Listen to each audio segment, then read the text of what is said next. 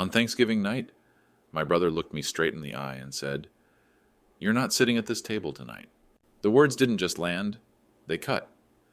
The dining room behind him glowed warm with candlelight, the smell of roasted turkey and cinnamon pie spilling out into the hallway. Silverware clinked, voices laughed, chairs scraped against the hardwood floor. But not one of those chairs had my name. I glanced toward the long table, every place card written in perfect calligraphy, except the one that wasn't there. Mine. He tried to soften it with a shrug, as if this wasn't the kind of thing that would live in someone's bones forever. "You can eat in the kitchen," he said almost casually, like he was offering me a choice instead of delivering a sentence. The kitchen, the room where dishes piled up, where the smell of bleach never quite left the air, where you couldn't hear the toasts or see the smiles. It wasn't just a different seat, it was a different world. For a second I thought maybe I'd misheard. Maybe there was a joke coming, some twisted attempt at humor that would end with everyone pulling me in and handing me a plate.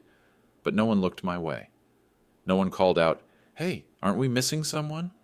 Instead, they poured wine into each other's glasses, lifted forks, and let the moment pass as if I had never been part of that room. The fork in my hand, the one I'd brought in from the hallway, just in case, suddenly felt heavier than it should have. Not from weight, but from meaning. I'd brought it expecting to use it. Now it was just a reminder that sometimes family cuts deeper than any blade could. I could feel the heat of humiliation rise to my face, but I swallowed it down. I knew this wasn't just about a seat.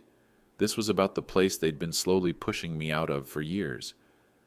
And tonight, they finally slammed the door. I stepped back from the doorway, the flicker of the candles dancing across my brother's shoulder, his body still angled to block my way.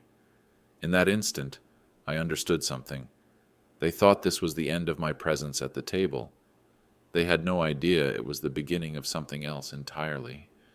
Something that would change who actually owned the table they were so desperate to keep me from. Friends, let me pause here for a moment. Write in the comments. Where are you listening to this story from? Has something like this ever happened to you? Don't forget to subscribe and share this video. It's the best way to help us grow this channel. Now, let's continue. From the kitchen doorway, the sounds wrapped around me like a cruel performance.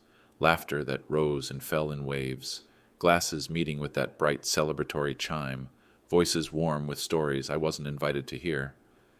Every cheer was a reminder that they could toast without me, that the history of this family could be told while pretending I wasn't in it. My chair, visible through the crack in the door, sat perfectly straight, untouched, as if it had been set only to prove I would never sit there again. It was a display, not a welcome, a silent pronouncement that my absence was not an accident, but a choice carefully curated for everyone to notice.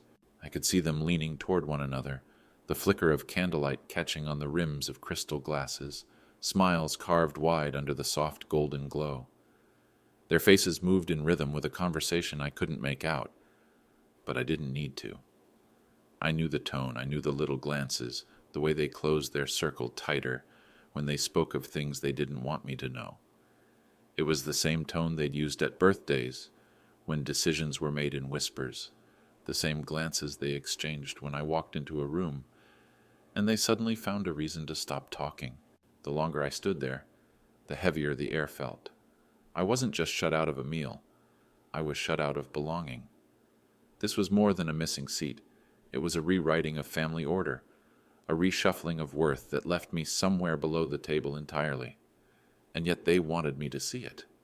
They wanted me to feel the sting, to stand there in the dim light of the kitchen and watch them enjoy the comfort of my erasure. I turned my eyes away, not because I couldn't bear the sight, but because I didn't want them to think I was pleading for a place. I wasn't. The fork in my hand was still there, cold against my palm, and I realized it wasn't a tool for eating anymore. It was a reminder of what I would no longer accept. Somewhere beyond this moment, there was a reckoning waiting, and when it came, the sound of their laughter would be replaced by something much quieter, but far more lasting. It had happened before. The sidelong glances, the sudden changes in seating, The way my presence was treated like an inconvenience they tolerated rather than a bond they cherished. I had been left out of photographs, cut off mid-sentence, given invitations with details missing so I would arrive too late for the part that mattered. Over the years, I had swallowed it all, telling myself that keeping the peace was more important than defending my pride. But tonight, with the steam from the untouched soup curling weakly into the kitchen air, something inside me refused to bend one more time. The humiliation didn't just sit in my chest. It burned through me, fierce and unrelenting. My heart pounded in a way that made every sound from the dining room sharper, more intrusive, the scrape of knives against plates, the murmured of someone enjoying a bite, the clink of wine glasses sealing a toast I would never hear. It wasn't just exclusion, it was performance. They wanted me to feel small in the most ordinary of moments, to understand that this was my permanent place, at the edge, unseen, uncounted. But they had miscalculated. Tonight wasn't just another insult to file away. Tonight, they'd pushed me past the quiet acceptance I'd worn for years. I could feel resolve forming with a clarity that surprised me, like a storm finally breaking open after years of holding back its rain. I wasn't going to slam doors or raise my voice. I wasn't going to demand the seat they thought they'd taken from me. I was going to walk out of this house carrying something that would make sure they never again mistook silence for weakness. I knew exactly what it was, too. It wasn't hidden in some locked safe or guarded by lawyers. It was here, in this house, within my reach. And while they passed the bread basket and poured themselves another glass of wine, I would make my way to it. Because when I left tonight, it wouldn't be with my dignity alone. It would be with the one thing they never dreamed I would take. The thing that would change who truly owned the table they were so proud to keep me from. The hallway to the coat rack was narrow, lined on one side with the history they wanted the world to see. Frame after frame of smiling faces, all in their Sunday best, frozen in moments that told a story of unity and tradition. The glass gleamed under the soft light, each photograph perfectly straight, perfectly dusted, as if someone had polished them before the guests arrived. But as my eyes moved along the line, I reached the space where mine should have been, and there was nothing, not a gap, not a missing hook, just a seamless stretch of wall, as if I had never existed at all. It wasn't an oversight. This was the curated truth they wanted to tell, a family complete without me. The omission was deliberate, the kind of erasure that doesn't scream but whispers over years until it becomes accepted fact.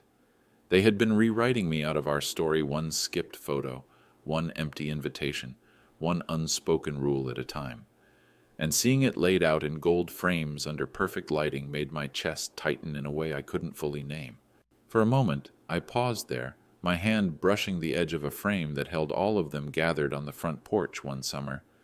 I'd been there that day. I remembered the sun on my shoulders, the sound of the screen door slamming behind me. But when the photo was taken, someone had asked me to hold this inside just for a second. By the time I came back, the moment was over. That picture had been hanging here for years, smiling down at anyone who passed, telling a story where I never came outside. As I moved on, the realization hardened into something sharper. This wasn't just about a missing chair or a single night. It was about every step they had taken to make my absence seem natural, inevitable, even deserved. And tonight, they thought they were finishing that story, once and for all. But walking past those portraits, I felt the truth press against my ribs. Their perfect wall of photographs would soon mean nothing compared to what I was about to carry out of this house. The story they'd been writing was about to change, and this time, I'd be the one holding the pen. The weight of the key had been with me all evening, pressing softly against the fabric of my pocket like a heartbeat I couldn't ignore. Small, unassuming, a dull brass that no one would notice at a glance. But it was the kind of key that carried a history far heavier than its metal. I had kept it for years, tucked away, never flaunted, never mentioned, almost convincing myself I might never need it. But tonight, as I walked away from the echo of their laughter and toward the quiet corner of the house where Father's desk still stood, I knew exactly why I had held on to it. That desk had been his fortress. Dark oak, carved edges smoothed by decades of work, the faint scent of cedar still clinging to its drawers. When I was a child, I used to watch him there, bent over contracts and letters, his pen scratching steadily while the rest of the house bustled around him. The bottom right drawer was the only one that never opened for anyone but him. I'd seen my siblings try the handle after he passed, rattling it out of curiosity or greed, their voices tinged with frustration when it refused to give. They assumed the key had been lost forever. They were wrong. I hadn't kept it for money, though I knew that's what they would accuse me of if they ever found out. I kept it because the night before he died, Father had pressed it into my palm without a word. His hand was warm, his eyes steady, and in that silence, I understood more than any explanation could give. This wasn't a gift. It was a trust, the kind of trust that comes when someone knows you'll protect what others might destroy. As I reached the study, the sound of celebration from the dining room dulled into a distant hum, like it belonged to another world entirely. I closed the door behind me, shutting it out. The desk waited in the corner, the brass handle of that drawer catching the low light. My fingers brushed over the key once more before sliding it into the lock. There was a soft click, not loud, but final, the kind of sound that says a chapter is ending and another is beginning. Inside, I knew, was more than paper. It was proof. Proof of where I truly stood in this family, no matter how they'd tried to push me to the edges. Proof that would outlast every laugh, every toast, every carefully arranged photograph in that hallway. As I wrapped my hand around the handle, I felt the shift inside me. I was no longer the one standing outside the door, waiting to be let in. Tonight, I was the one holding the key. The drawer slid open with a low wooden sigh, as if it had been holding its breath all these years. Inside, resting alone against the smooth cedar lining, was the envelope. No clutter, no distractions, just that single heavy fold of paper, its edges slightly worn from age but still intact, still sealed. I reached for it slowly, my fingertips brushing over the wax seal as if it were the fragile skin of something alive. It wasn't just an envelope. It was the last voice of my father, preserved in ink and intention, waiting for the right moment to be heard. The weight surprised me when I lifted it. It wasn't just the paper inside, it was the gravity of what it meant. I could almost feel the years pressing into it, the trust in his signature, the defiance in the clauses he had written, the quiet rebellion against the whispers he must have known were already forming around him. And beneath all of it, my name. My name in his handwriting, my name in legal print, my name woven into the foundation of this family in a way that no vote at a dinner table could undo. I remembered the day after his funeral, how they'd all sat in this very room, certain they were the heirs, not only to his possessions, but to his authority. They had sifted through documents, claimed the titles they wanted, passed around keys and deeds as if they were dealing cards in a game they already knew they'd win. When they didn't find these papers, they simply assumed they didn't exist, or worse, that if they did, they couldn't possibly be in my hands. I had let them believe it. It was easier that way. But holding the envelope now, I understood that this moment was never meant to be easy. It was meant to be exact.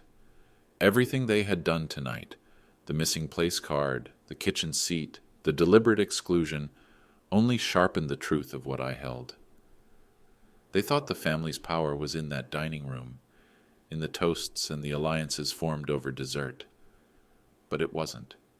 It was here, in this envelope, sealed and waiting in my hands. I slipped it inside my coat, close to my chest, where the thud of my heartbeat seemed to meet the quiet authority of the document. The paper didn't need to shout. It didn't need to argue. Like my father himself, it carried its power in silence, a silence that would speak louder than any of their voices when the time came. And as I stepped back from the desk, I knew with certainty they had spent years trying to erase me from the table, but tonight I had just taken the table with me. The moment my fingers curled around the envelope, the years between now and that night collapsed into nothing. I was back in Father's study, the lamplight casting a warm pool over the desk, the faint smell of tobacco and old paper lingering in the air. He had been weaker then, his movements slower, his breath measured, but his eyes, they were steady, almost fierce. He didn't call me over with words. He simply waited until I noticed the small brass key resting in his palm.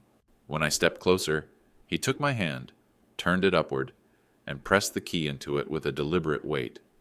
His voice was low, so low it felt like a secret carved for my ears alone. "They'll try to make you small," he said, his thumb brushing over my knuckles. "But this is the size of the truth." I didn't fully understand then, but I nodded, because something in the way he looked at me told me it wasn't a request to understand immediately. It was a request to remember. And I did. I remembered the way his hand lingered, the way he studied my face, as if he were committing it to memory.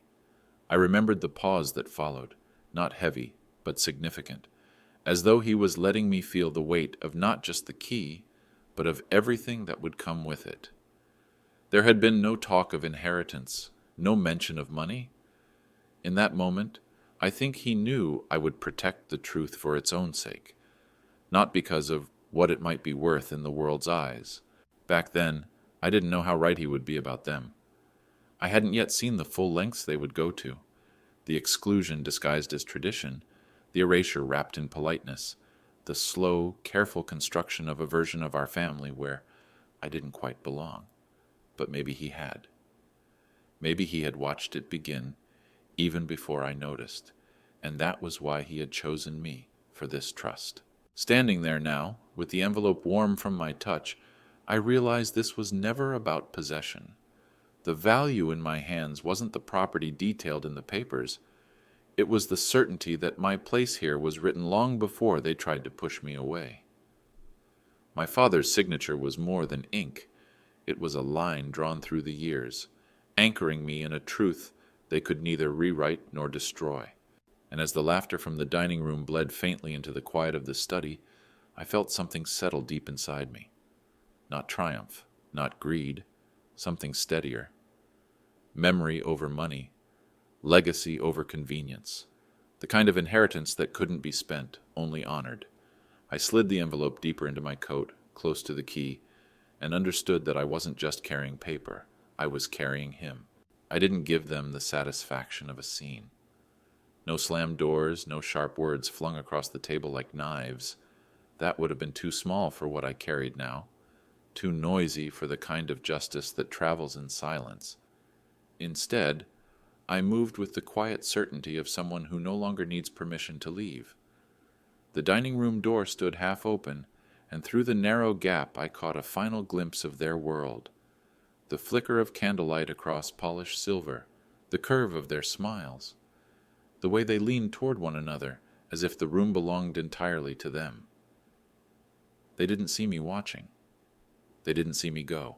The envelope in my hand was warm now, as though it had drawn the heat from my skin, or maybe from my resolve. Every step into the hallway felt deliberate, each one pulling me further from the place they thought I belonged. My shoes sank into the thick runner rug, muffling my exit the way the years had muffled my objections. But this time, the quiet wasn't submission. This was a retreat with purpose, a step toward a different battlefield, where the truth would be laid out in black and white. As I passed the portraits again, I no longer felt the sharp sting of absence. The missing photograph was still missing. The wall still told its curated lie. But I saw it differently now. Let them keep their perfect frames.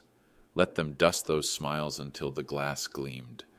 None of it could compete with the truth I held.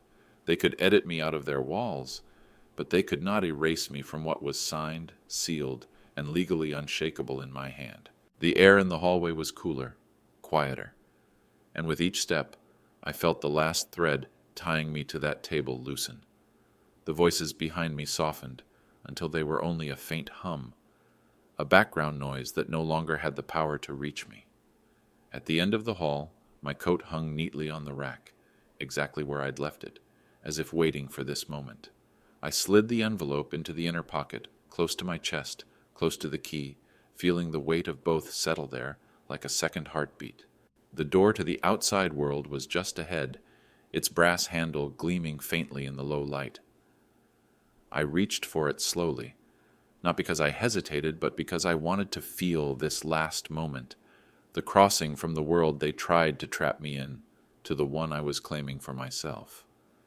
The latch clicked softly under my hand, a quiet punctuation mark at the end of a long, bitter chapter. And as I stepped through, the night air met me with the cool honesty of open space, leaving their warmth, their noise, and their hollow unity behind me. Halfway to the front door, I felt it, that prickle between the shoulder blades that tells you someone is watching. I turned my head just enough to catch him in my peripheral vision. My cousin leaning lazily against the doorway to the living room, a glass of red wine dangling between his fingers. His expression was the kind he'd perfected over the years, a tilt of the mouth that wasn't quite a smile, just enough to convey what he wanted me to know without saying a word. Good riddance. We had never been close. He was one of the first to follow the unspoken family script, the subtle pauses when I entered a room, the convenient forgetfulness when it came to including me in plans. But tonight, his gaze carried something more than the usual smugness. It was triumph. In his mind, I was leaving defeated, stripped of dignity, exiled once and for all from the table he thought we were all born to serve. He thought he'd won something.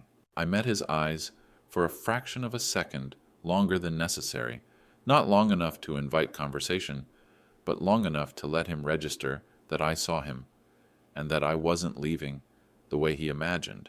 He couldn't see what pressed against the inside of my coat, couldn't feel the solid rectangle of truth resting just beneath my ribs. He didn't know that what I carried would reach further and last longer than any smirk he could muster. He didn't know that the table he was so proud to sit at was already shifting beneath him, its legs built on a foundation he didn't control. He raised his glass slightly as if to toast my exit, and took a slow sip, the red catching the light like a drop of victory. I let him have his little performance, let him think he was watching the quiet retreat of someone defeated.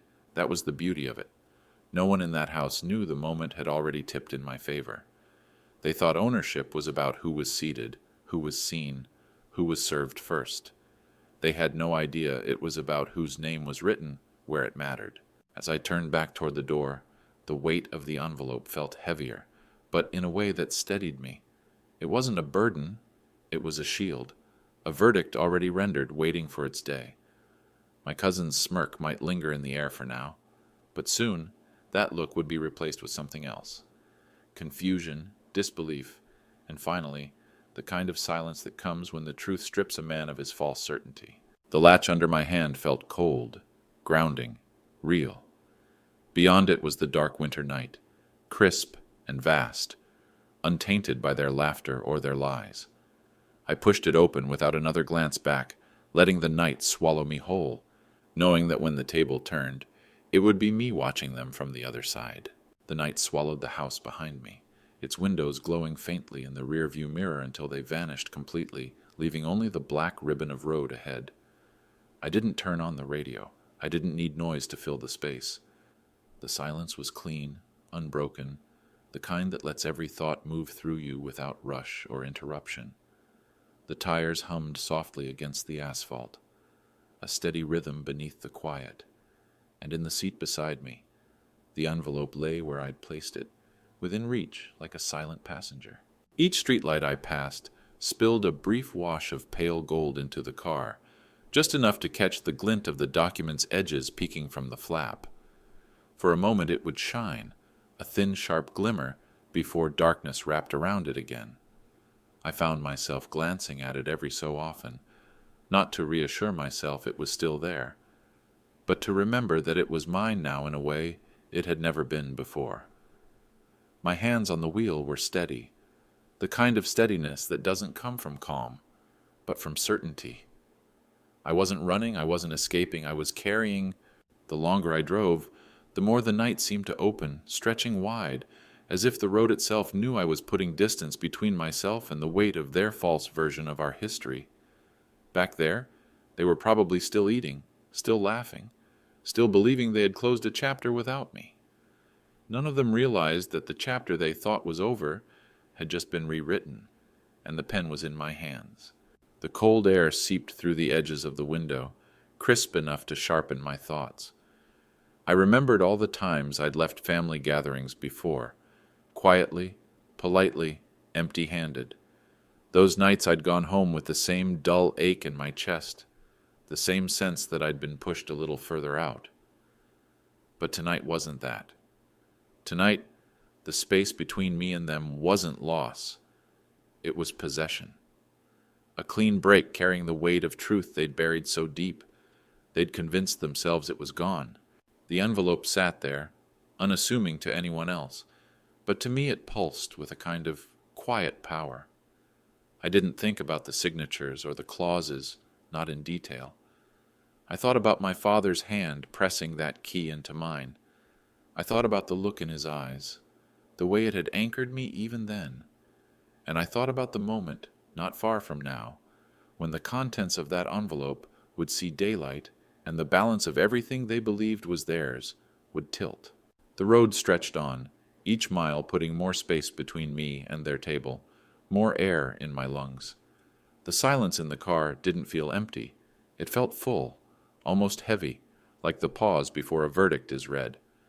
And I knew, as the lights of the next town began to glow faintly in the distance, that I was driving not toward escape, but toward the moment they would finally understand.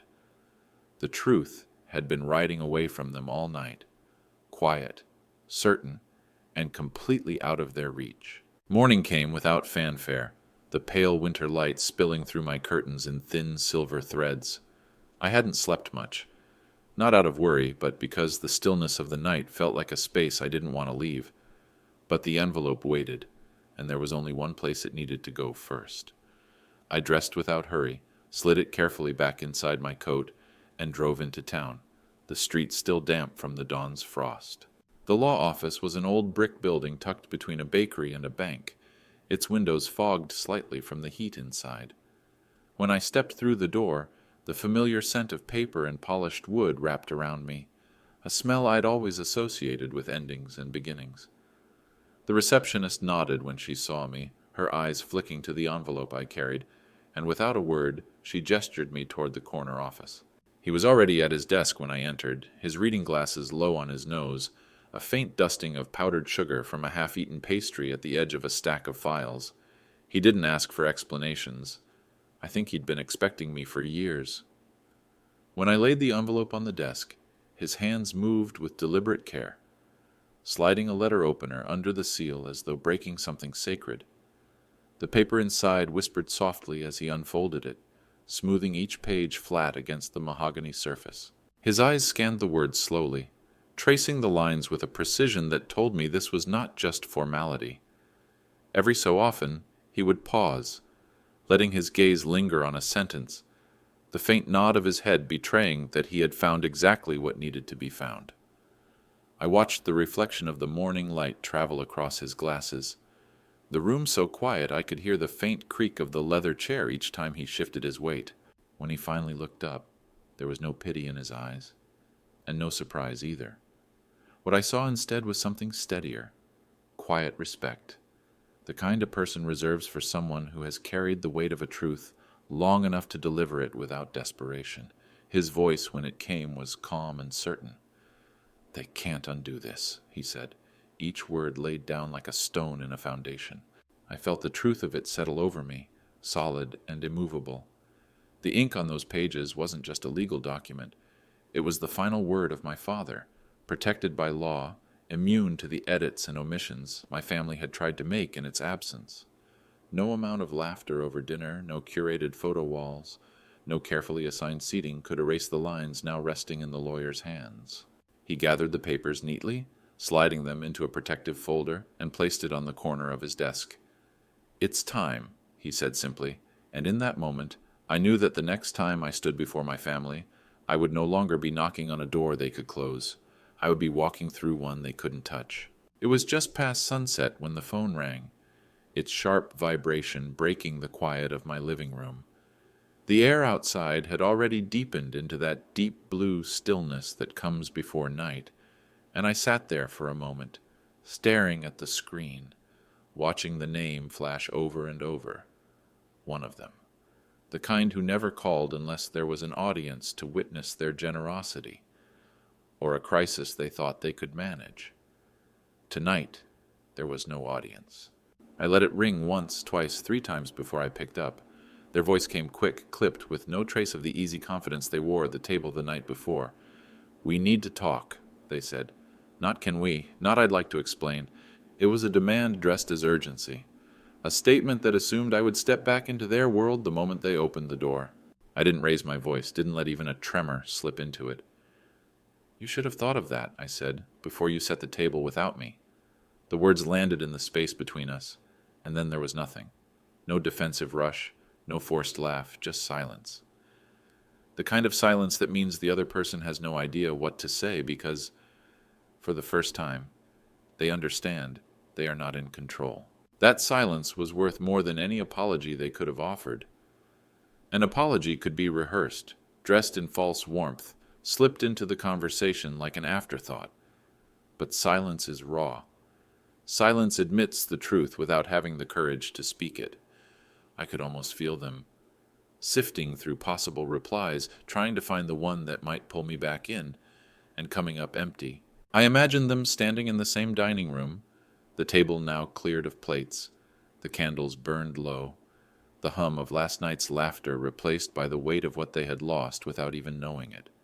Somewhere in that house, they were beginning to understand that the papers had left with me, that the table they had so carefully guarded was no longer theirs to arrange. I didn't fill the pause. I let it stretch, because sometimes the most powerful thing you can do is give someone the space to hear the echo of their own choices. When they finally muttered something about speaking soon, I didn't commit to anything. I ended the call, set the phone face down on the table beside me, and leaned back into the quiet. Outside, the street was still, and the air felt different. Not lighter, but cleaner. I knew this was only the first ripple. The real storm hadn't even begun. The day of the meeting arrived without ceremony, but the air carried a weight I could feel before I even stepped inside. The office, my office now, was nothing like the dining room they'd ruled from for years. There was no smell of roasted meat, no crystal glasses catching candlelight, no illusion of warmth to hide the power plays. Here the walls were lined with shelves of thick binders and ledgers, the air faintly scented with old wood and ink, the kind of space where decisions left a mark that couldn't be wiped away with polite conversation. I arrived early, not because I was eager, but because I wanted to feel the room settle around me before they walked in.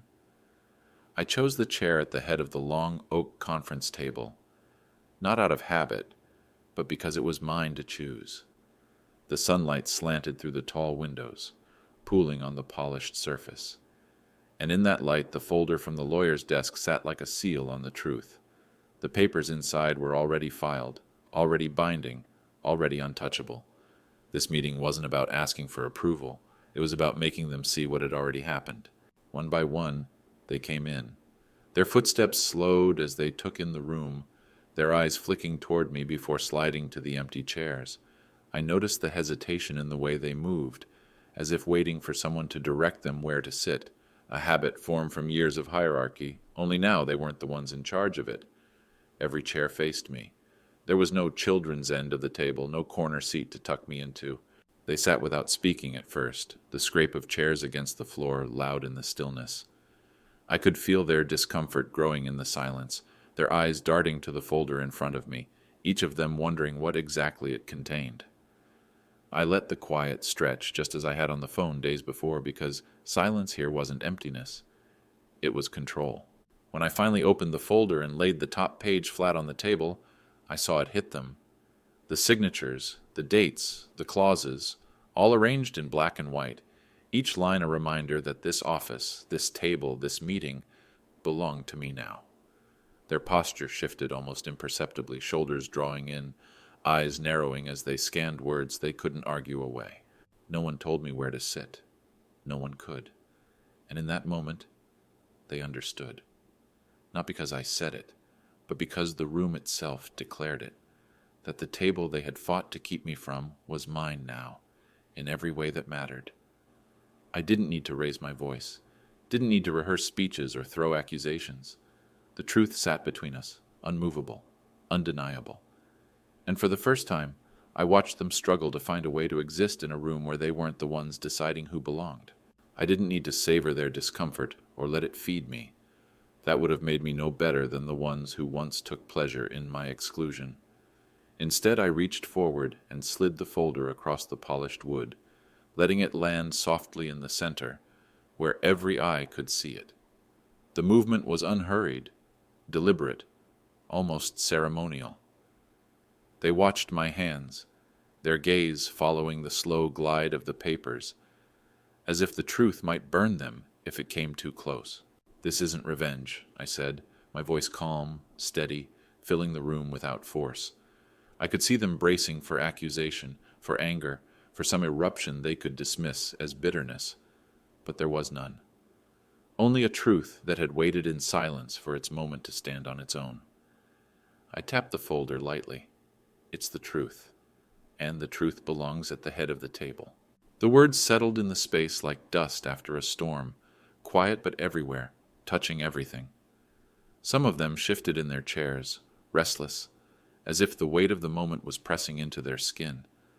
Others kept their eyes on the table, unwilling to meet mine, unwilling to see the reflection of themselves in what I held.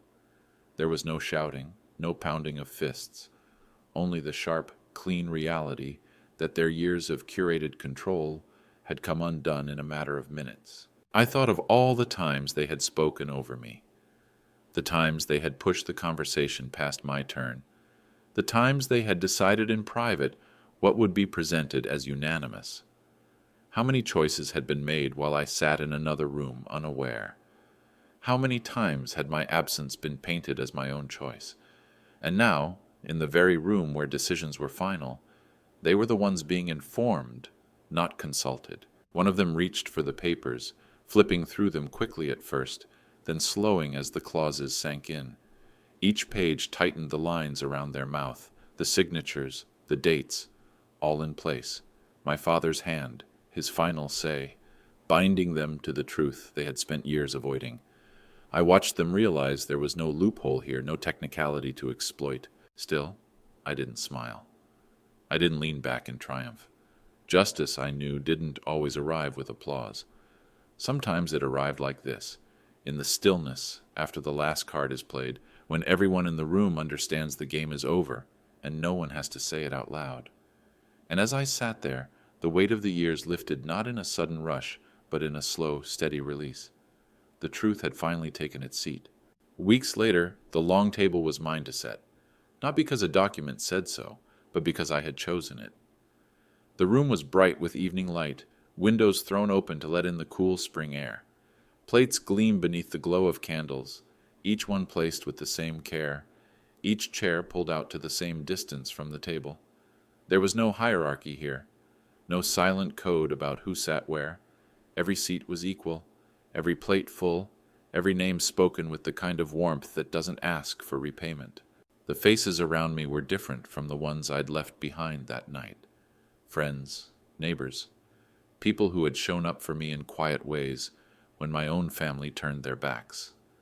They spoke to one another without looking over their shoulders, without lowering their voices. Laughter came without calculation, without the edge of someone being left out. I moved between them easily, pouring wine, passing bread, hearing my name spoken not as an obligation, but as part of the rhythm of belonging. When the meal was ready to begin, I returned to my place at the head of the table. The chair was solid beneath me, the wood warm under my hands, but I didn't sit there to prove anything to anyone. I wasn't here to claim a throne or to mirror the control I'd once been shut out from. I sat there because it felt right, because the head of the table wasn't about authority anymore. It was about responsibility. It was about making sure no one at this table would ever know the hollow ache of being excluded from it. As the conversation swelled and the food passed from hand to hand, I thought about the papers still locked safely away in my desk. They had given me ownership in the eyes of the law, yes, but this moment gave me something more. This was ownership of choice, of memory, of dignity. And dignity, once claimed, can't be taken, no matter how many place cards are written without your name. I lifted my glass, not for a toast that demanded attention, but for one that simply invited it. Around me, hands reached for their own glasses, eyes met mine with a shared understanding. The clinking sound was soft, warm, real. In that moment, I realized the victory wasn't in taking back the table they had denied me. It was in building one where everyone was welcome. And that was something they could never take away.